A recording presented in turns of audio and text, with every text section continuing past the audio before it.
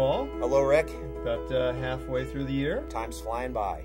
But you know, unlike some of our past chats where beta was ruling and volatility was low, we had a lot of stuff to digest in the second quarter. Enormous amount of news flow that created enormous amount of uncertainty. And I think what stands out over the last quarter is investors seem to go back and forth between panicking about U.S. interest rate risk to being panicked about credit risk. In the end, when the dust settles, markets were modest, modestly negative, higher grade yields, higher.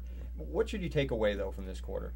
I think what separates this quarter, this period, from others is it feels like there's more political risk out there. And then the political risk is kind of dominating the headlines.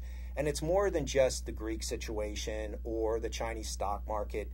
We have uncertainty surrounding Puerto Rico and the United States, the inability to form a government after the recent elections in Turkey, a growing bribery scandal in Brazil, uncertainty surrounding nuclear negotiations with Iran. So these are all issues that are having an impact on duration, credit risk, commodity prices, and global equity markets. And of course, these aren't your traditional fundamental analytics. This is political you have to forecast. Yeah, and politics are more difficult to forecast and have created, uncertainty, but also, as always, opportunity. Okay, so what's a fixed income portfolio manager to do? First is maintain the adage of balance in portfolios and lots of diversification.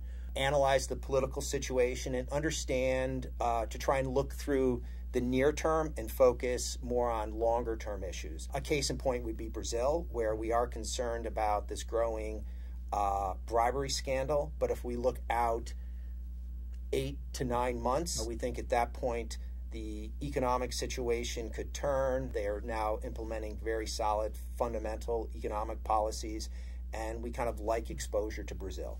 And I think taking a step back then, we've said this before, but it bears repeating, be balanced, be selective. Yeah, exactly right. It's even more important, we think, in this environment, especially as you look at U.S. credit.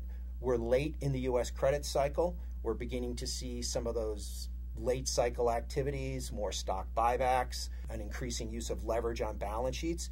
It's not a horrible increase in leverage. We don't think it leads to a spike in the default rates, but it does require us to be a lot more selective about what we own. Thanks, Paul. Thank you, Rick.